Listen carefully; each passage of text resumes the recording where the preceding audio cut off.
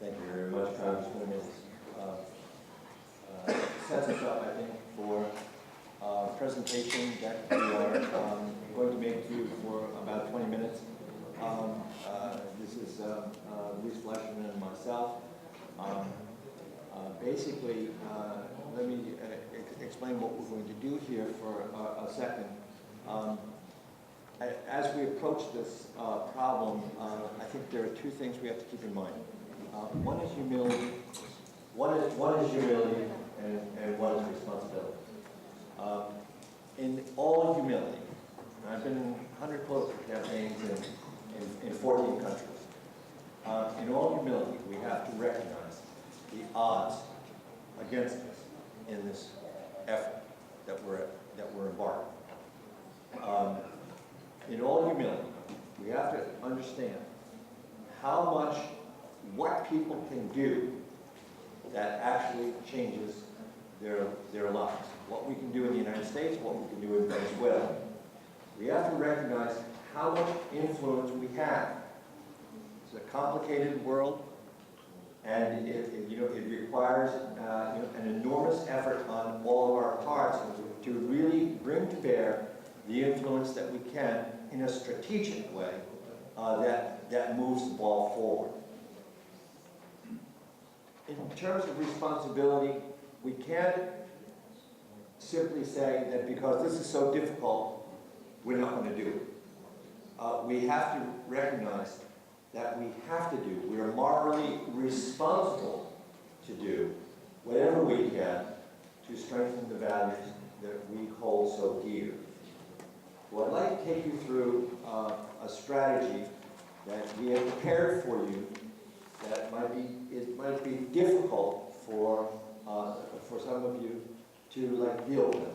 And we want to put this on the table, and then in the second part of this, for the next couple of hours, go around and see what you think about it. This is Luis Fleischman. Luis is 2 decades of Middle East and national security expertise. He's a senior advisor to the Mangus Hemispheric Security Project at the Center for Security Policy in Washington. He's the co-editor with Nancy Mangus, whom we heard, of the Americas Report. He's the author of Latin America in the Post-Chavez Era, The Threat to U.S. Security, in 2013. He's a columnist, he's a commentator for radio and television. He's an adjunct professor of sociology and political science at Florida Atlantic University Honors College. He has an MA and PhD in sociology from the New School for Social Research in New York City. He's a BA degree in political science and labor studies from Tel Aviv University, Israel. I just say, I just met Luis this year. He wrote his book pretty much as, because mine was not successful enough in the same vein, and I appreciate the fact that he did this. And then Luis's background in terms of understanding the Middle East conflict and connecting it to what's happening with the Venezuelan conflict is extremely strategically valuable. And here I am with my colleague Michael Rowan. And we changed to yours. Yes. Oh, great. That's what he said about his book is not true. In fact, I mean, I have quoted his book, and his book was a source of inspiration to mine, and a lot of the information that book provides is extremely valuable. But Michael is a columnist for El Universal. He's a columnist for Beneconomia for the last 15 years. He authored a book, Getting Over Chavez and Poverty, published in 2006, and he's the co-author, along with Douglas Sean, of the book The Threat Closer to Home, which is the book that I mostly relate to. He was a strategist for the campaigns of Claudio Fermín and Manuel Rosales, and he also was a strategist for a number of other presidents and governors, such as the former president of Costa Rica, Oscar Arias, and the former governor of Puerto Rico, Rafael Hernández Colón. also for Jaime Paz Zamora of Colombia, Bas Panday from Trinidad and Tobago, and Balaguer, whom only we remember from the Dominican Republic. And he is also a campaign consultant. He has been a campaign consultant for a number of senators and members of Congress, including people such as the late Senator Alan Cranston, and also the late Congressman Tom Lantos, a person that probably would have been thrilled that we are having this event today. Absolutely. He was the president of International Association of Political Consultants and the co-founder of Climate Prosperity Enterprise Solutions, 2000 to present. By the way, this resume is extremely humble, because I know he travels all over the world. He advises a number of governments all over the world. That's correct. And he basically is the thought and the brain of this program. Michael, I have learned tremendously during this, from you during this, the preparations of this program. And thank you.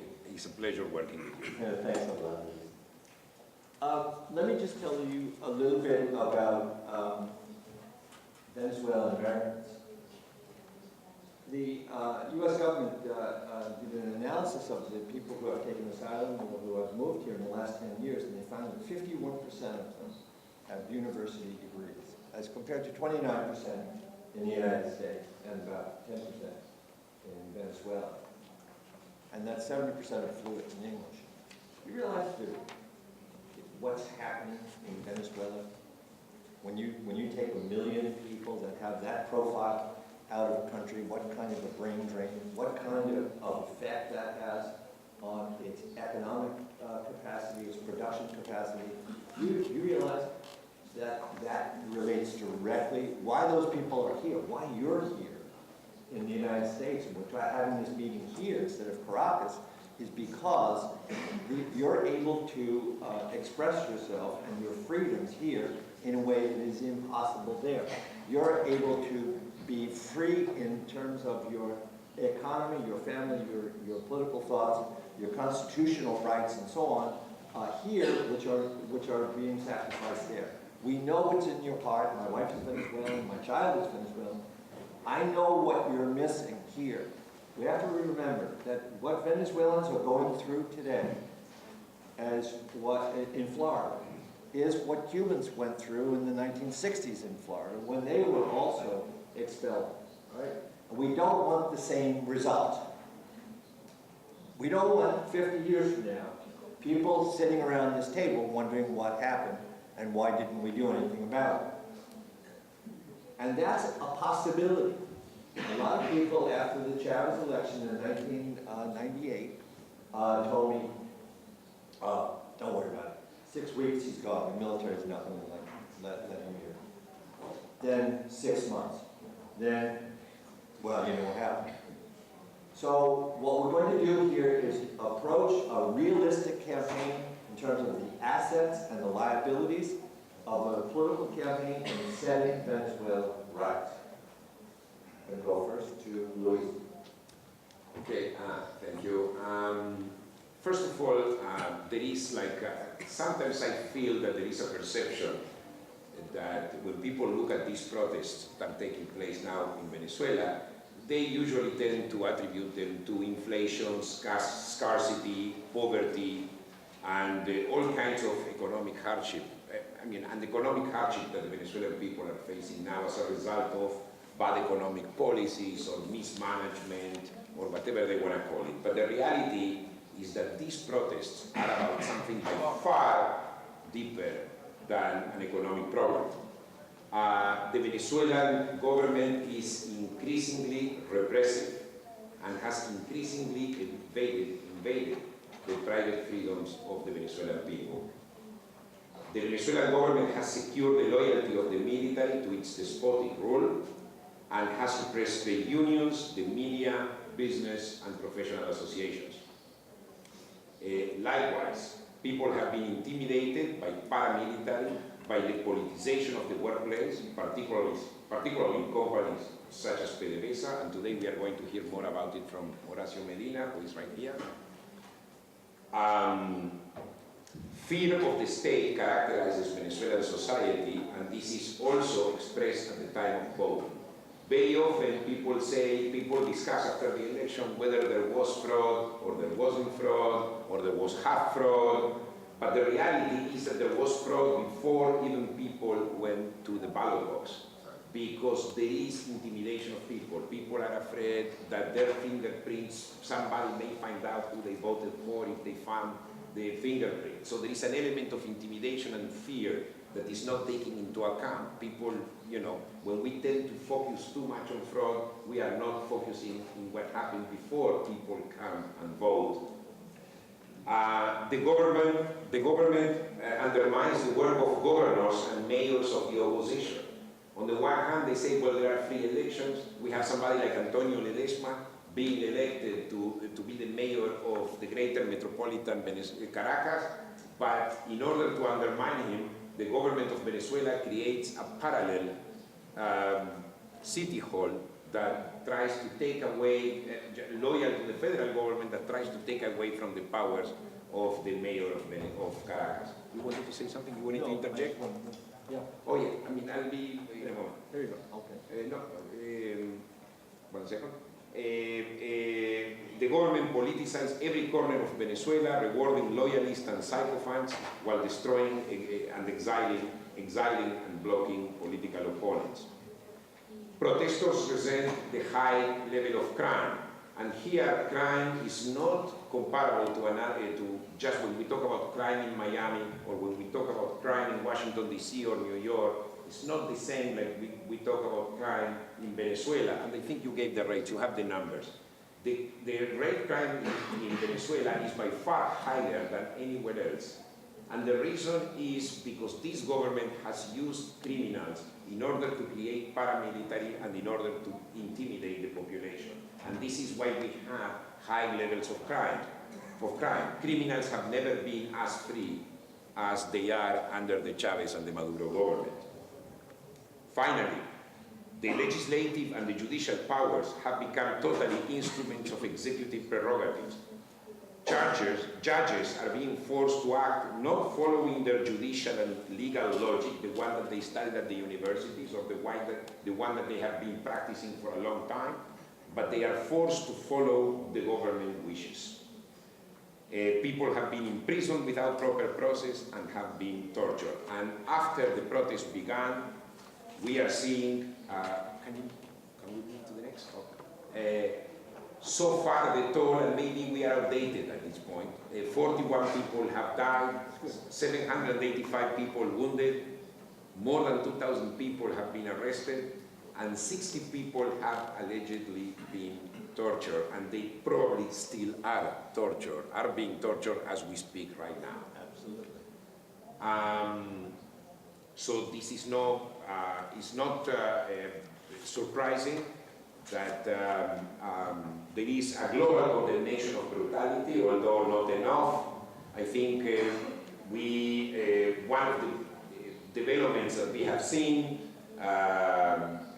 is, for instance, the case of Brazil. Brazil has been one of the main political supporters of the Chavez government, but we have seen lately that Lula da Silva, the former president of Brazil, has now called on the government of Maduro to change its ways and praise the opposition. He praised Capriles Radonsky. Of course, unfortunately, Brazil never saw what kind of dictatorship the Chavez-Maduro government was about, or is about. And only now, all of a sudden, they are afraid, probably because they understand that the Maduro-Chavez government has impoverished the country, and now they are speaking a different language.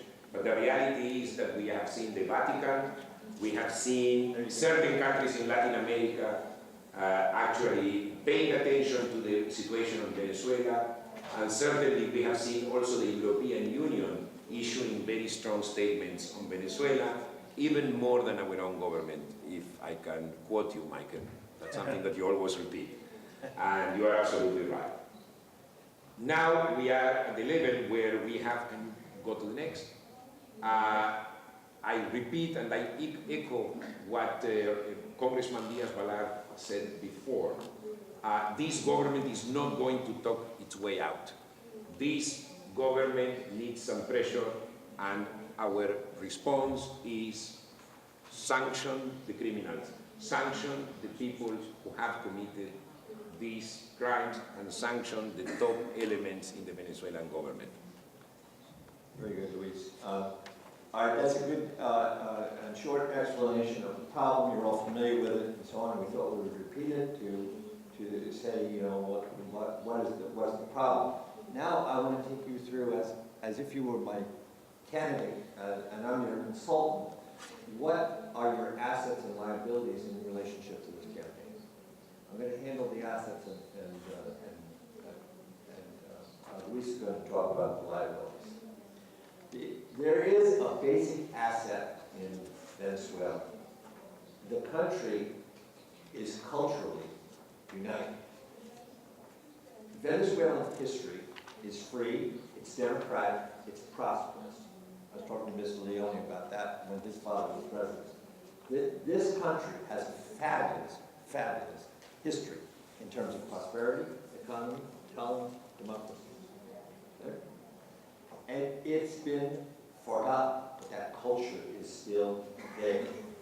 The sanctions and pressure from the U.S. and the world might be able to be an element in leveraging this into a potential livable situation in Venezuela.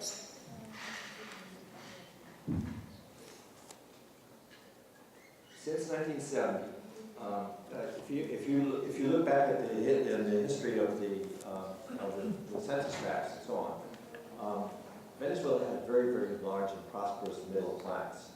Some of you who are economists might remember that we have a country here that from the 1920s to about 1970 almost, in the 60s, had the largest consistent economic growth rate and the lowest inflation rate in the world over that 50-year period. It was a growth period for the country. Spectacular, unbelievable experience. Venezuela was poised to enter the first world. It was the first democracy in Latin America in 1958, and a great discussion occurred with the Betancourts and the Leones and the Perez Alfonsos and the Usla Pietris of the world about what are we going to do with this oil and sow it in the people. What happened here is a very, very interesting thing. That history, don't forget. The values of Venezuela persist. Alfredo Keller, the pollster, found just these two things. I just picked these two things out to show you. 75% prefer a democratic government, 18% a revolutionary government. In a poll in March, 2,000 people. How could that be? 75% want a democratic government and 18% a revolutionary government. All right? So that means that a lot of the Chavistas believe or have a mythology in their head that whatever is happening is democratic. That's a tremendous opening for us because you know, and I know, and they soon will recognize if we show them correctly, that is not the case. We don't have democracy. 81% saying many private enterprises are essential for the progress of all Venezuelans. 85%. That's got to include, like, the majority of the Chavistas, almost all of the NINI, and almost all of the opposition. It's 81%. And when you're a pollster and you work in political campaigns, you look at numbers like this, you say, there's a huge ground for resonance here. And why can't we explain the lack of production in oil, in agriculture, in manufacturing, in cars, in whatever, the scarcity of products, and so on, in these terms? What you have, ladies and gentlemen, is confiscated and expropriated private enterprises and inefficient state enterprises. and it can be proven in every area. And when you do focus groups in the barrios, they tell you exactly the same thing. There's really no difference between the attitudes of people who live in the barrios and the people who live in country clubs. They're actually on the same track there, but they've been polarized politically. The culture itself is essentially pro-private property, private enterprise, private schools, individualism, as opposed to collectivism. You can get that like 70% to 10% in Venezuela. In any kind of question. Free speech, free press, right to peaceful assembly, rule of law, it's all there. So essentially what you have is a suppressed culture of values in a country that has split up. And it looks like it's supposed to be, 50-50, blue versus red, when in fact, it's much better than that. Let me show you. Historically, the press and the television and the media is extremely important in Venezuela, as it is in every country, right? Especially television. Television carries a cultural imprint. It carries the mental models of the country. You can find them in the telenovelas, and you find them in the game shows, and you find them in the advertising of consumer products and choice and so on. All right? Back in 1990 or in the 1980s, Harvard did a competitive study and found that the competition in television was like absolutely the best competition that you had going in the country between RCTV, Venevision, and a number of other companies. All right. So you have a history of private television, competitive television, and a culture of private values and so on. This television stuff is very, very important because in these kinds of programs, what you're really getting is you're talking about consumers, free choice, individualism, democracy, law, contracts, prices, and so on. So that's the cultural basis for democracy there.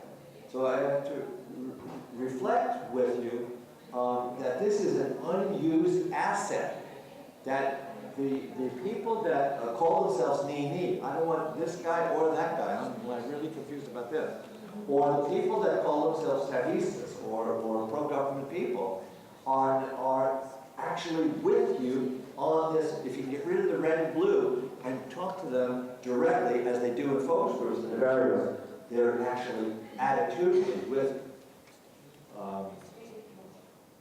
And so I'd like to end this notion here that one of the problems here is that, of course, we have media hegemony as the strategy of government. They're trying to take over everything. These are the only two TV stations and two large newspapers. There are a couple others that still exist, and they're all under the pressure of trying to be eliminated by the government or controlled or self-censored. So, and you can do all you want on taking off the news or self-censoring the news, but if those cultural programs are still running, you still have a chance at resonating at a very, very deep level. So I'm just bringing that up as a cultural asset. So here's a big surprise about the news. Yeah, we found in surveys done by Datos and 3011 Consultores. Datos generally works with the private sector. 3011 Consultores generally for the government. So they both found the same thing. 85% of the people in Venezuela every day are watching the two private TV stations that have all those telenovelas and that kind of consumer advertising and the game shows and so on. The government channels, no matter how many they buy, they had one when they started, then they two, and now they're up to 8 channels. They have a military channel now, and still 85% of the, and they got rid of RCTV and they got rid of GlobalVision, but 85% are still owned by those two remaining private stations. Theoretically, you get rid of those two, and they still won't be able to have an audience because they don't have any programming. Programming is really important in television, all right? So here's a big surprise. 85% of pro-government voters watch private TV every day. 90% of the poorest, the E-class, very people are watching private TV every day. And so basically what you have here, politically, what we talk about, the mythology of Venezuela, is that it's split 50-50. That we have, blue and red, and so on. It's not. It's a 90% culturally unified country. It can be put together again. What you have to recognize is that it's possible to unify it again around a government for all, especially if you can get control of those, allow those private newspapers and TV stations to exist. Possible to bring it back together. Well, thank you, Michael. Now we go to the liability.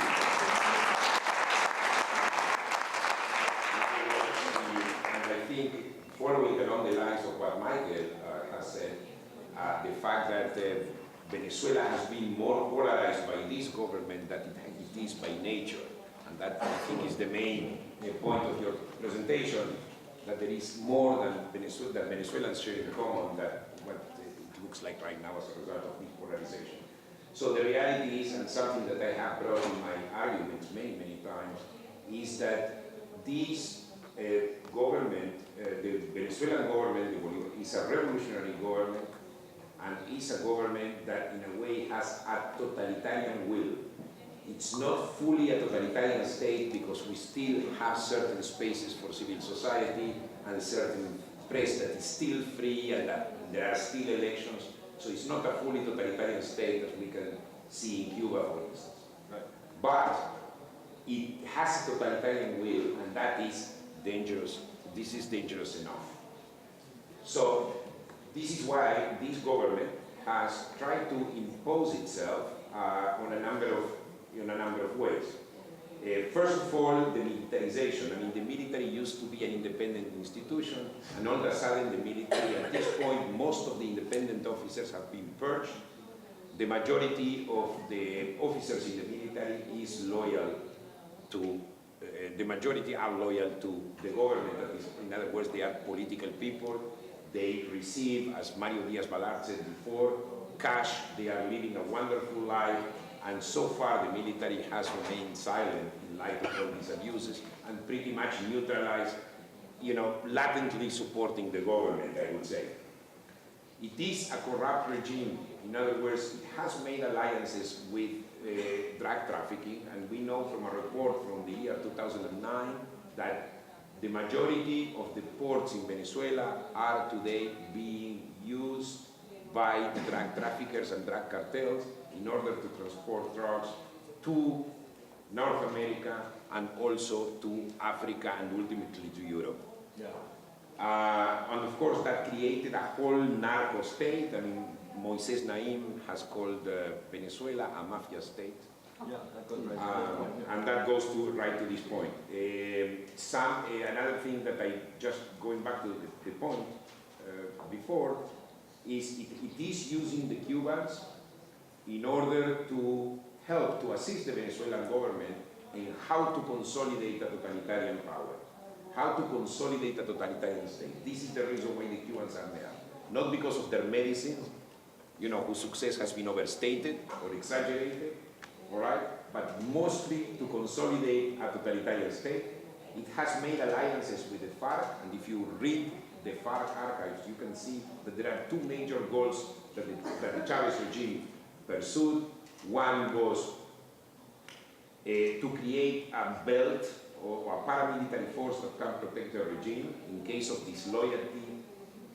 And secondly, since the Bolivarian Revolution, is an international revolution or is a regional revolution, the FARC is supposed to basically serve as an expansive or an agent of expansion of the Bolivarian revolution elsewhere in Latin America. It has made contact, it has created connections to Iran and to Russia. Russia is the main supplier of weapons to the Venezuelan army and to the Venezuelan government. Many of those weapons ended up in the hands of the FARC. Relations with Iran are flourishing as well, and this is a very strong political alliance. In case there is a change in Cuba, God willing, they can always appeal to the Iranians, who are also experts in consolidating a totalitarian state. There is nuclear cooperation between Venezuela and Iran. The Iranians are exploring, or are exploring uranium resources in Venezuela, as you know. And a few years ago, they talked about the creation of a nuclear village, a joint nuclear village between Iran and Venezuela in Venezuela. And two sources reported about the presence of missiles in the area of the Paraguaná Peninsula. So all this is dangerous enough, therefore it's important to get the government. This is another reason why it's important to sanction the criminals that are now in charge of the Venezuelan government. Now, what US sanctions are based on? They're based upon, first of all, why there should be sanctions imposed by the United States. First of all, we have US interests of national security. There are Russian weapons. There is an Iranian presence. There are Iranian missiles and also Iranian proxies, such as Hezbollah. There is an increasing presence of Hezbollah and cooperation between Hezbollah and the Venezuelan government, not only in terms of funding, but also in terms of training and training camps. And the FARC as well. Yeah. In terms of the drug cartels, on the one hand, we are so worried about Mexico, but on the other hand, we are neglecting Venezuela, that enables the transport of tons of cocaine from its borders. Oh yes. Cuban advisors, of course, and a whole issue of global money laundering. Something that Otto Reich always makes clear, and I would like to emphasize. Venezuelan oil is not a national interest. The United States can live without Venezuelan oil. At this point, it's about 8%. When actually prices go up, very often people carpool or find ways to avoid or to dodge the high prices of oil. Here we may have a similar situation. In other words, we can live without Venezuelan oil. Another reason to impose sanctions: democracy, freedom, and human rights. We cannot, by any shape or form, say today, in terms of the United States, that the Venezuelan problem is an internal Venezuelan problem. It's not for us to be involved. It is our problem. It is our problem because freedom and democracy is being violated, and because the Venezuelan government is also moving away, is openly an enemy of the United States, and the government has not yet gotten that. The government has not gotten it yet, our government, our administration, that Venezuela is not a friendly country. And if you look at what we have seen in terms of the Russians doing in the Ukraine and now the Chinese doing in Vietnam, they are all worried about their own sphere of influence. Whether people like it or not, Latin America is still part of the US sphere of influence. And I think it is in the interest of the United States to keep that sphere of influence too. And what we are trying to give here is talking points that we can address our leaders here in the United States. Absolutely. So the US has tremendous leverage because, first of all, it refines most of the oil here in the United States. Most of the Venezuelan oil is refined in the United States. US is the only one that pays is a full price buyer of Venezuelan oil. And of course, Venezuela is dependent on oil sales for about 90% of its dollar income. So therefore, our leverage is very high.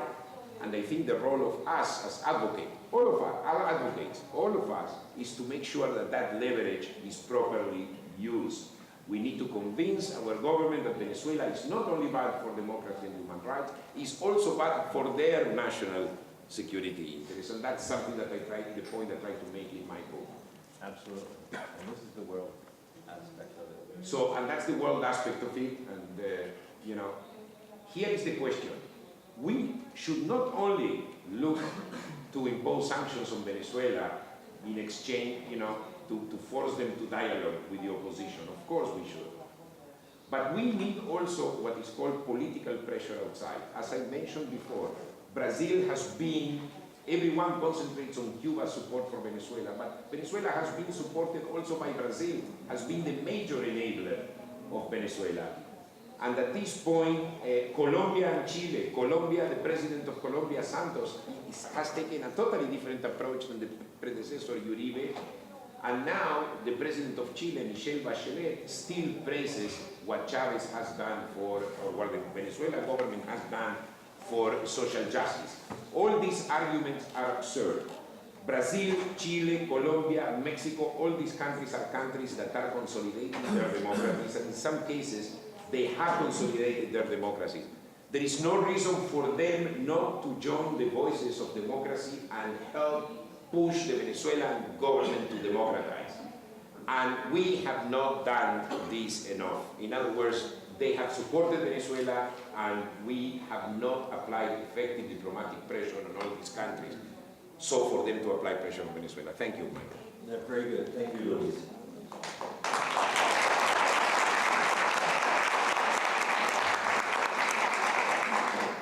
Now let me just put my political consulting hat on as if I were running a campaign in Venezuela, and just tell you that you've heard that you have a very significant but suppressed cultural asset, unused. And you have a very huge, powerful liability in terms of this corrupt kleptocracy, narco-petrol state. That's the reality of the campaign that we're facing. It's huge. So the only way we can go about this is, let me see if I can get this.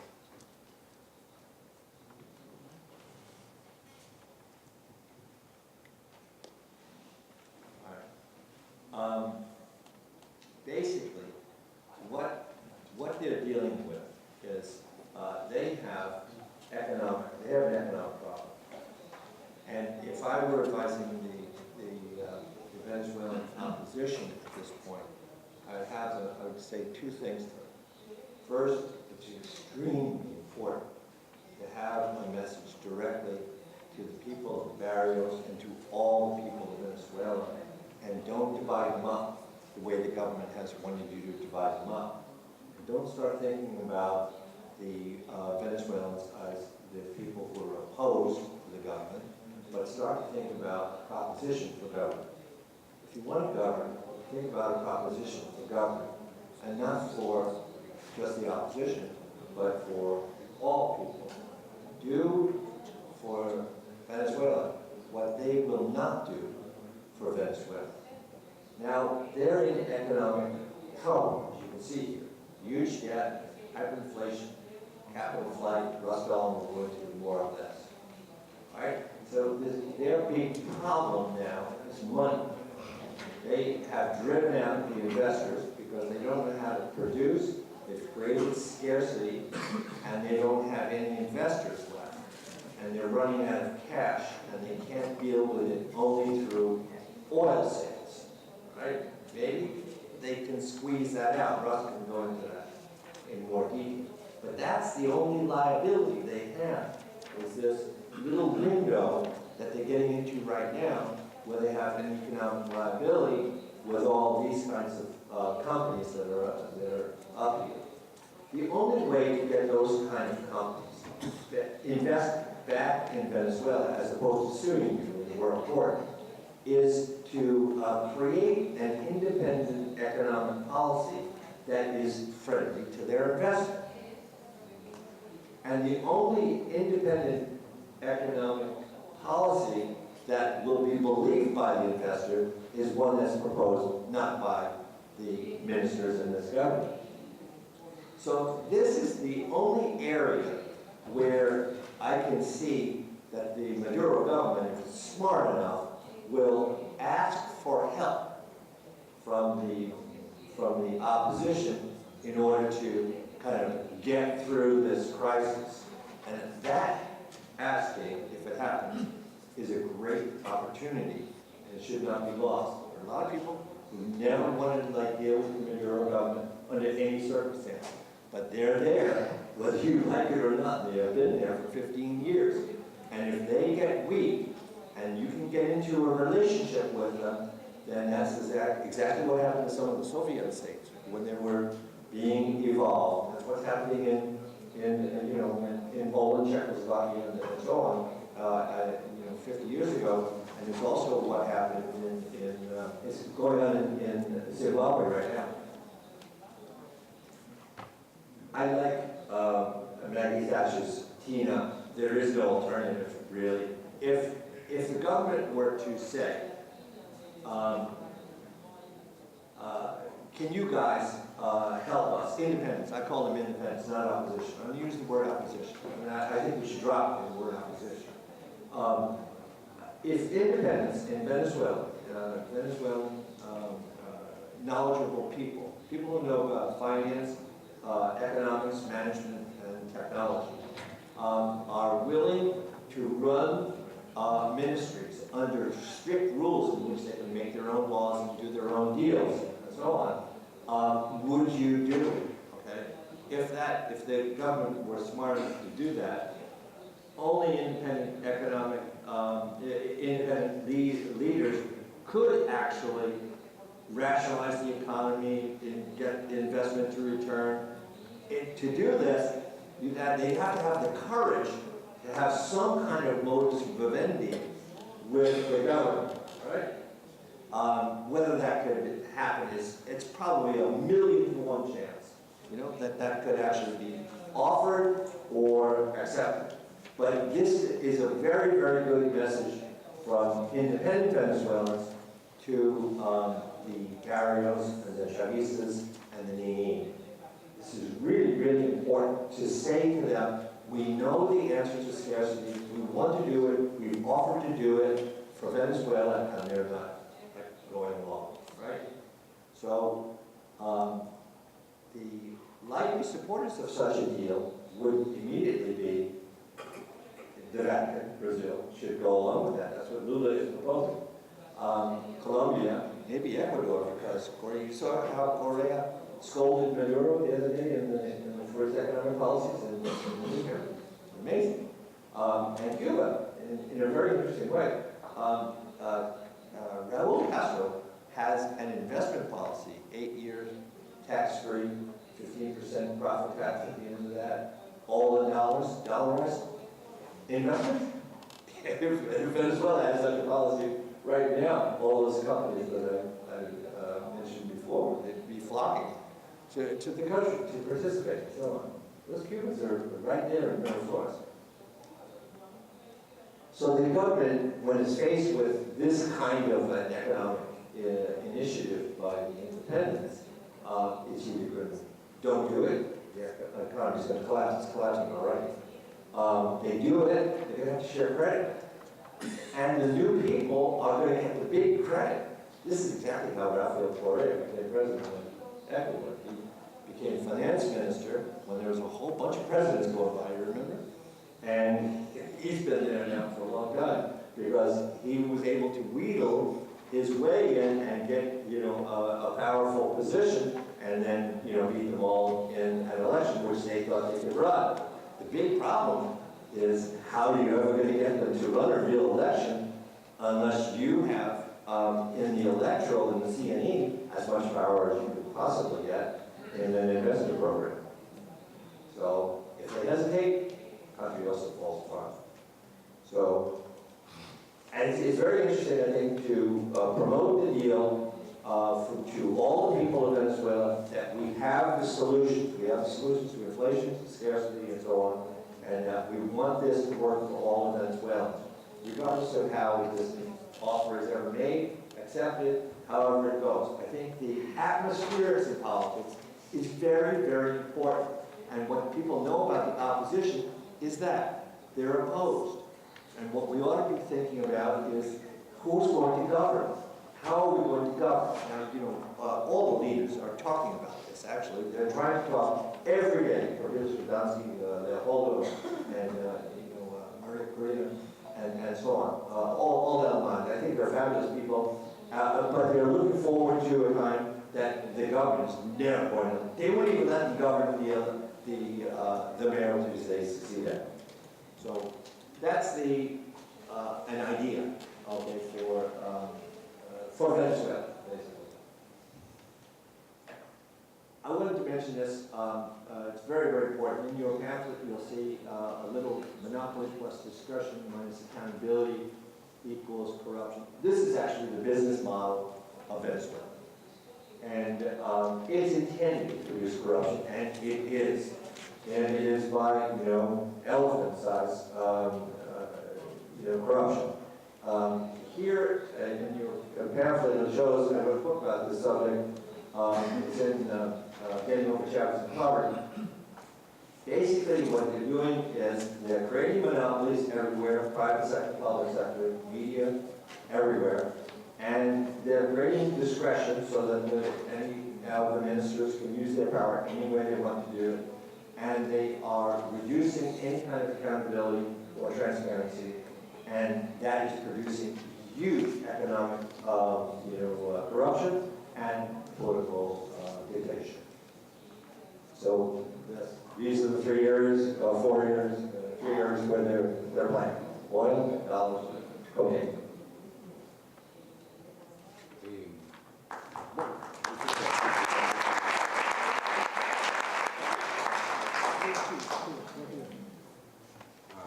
We're going to sum up now. Yeah, just to sum up, Venezuelans are culturally unified. Venezuelan history is free, democratic, and prosperous, as he pointed out. In other words, there is like an artificial involvement of the Venezuelan government. The Venezuelan government has been able to secure support internationally, including the passivity of the United States government. And now, this is the time to apply sanctions pressure from the United States and the world. It's not just financial pressure, it's also diplomatic pressure and political pressure from the United States and the world in order to deliver a very livable and good deal. Right. And we're going to, You already did that. We're going to recognize, the assets, which are there, and we're going to recognize the liabilities, which are huge. Okay? But we're also going to recognize the fact that sometimes this can work. Right, and these are the cases where it works sometimes for too long. any thoughts?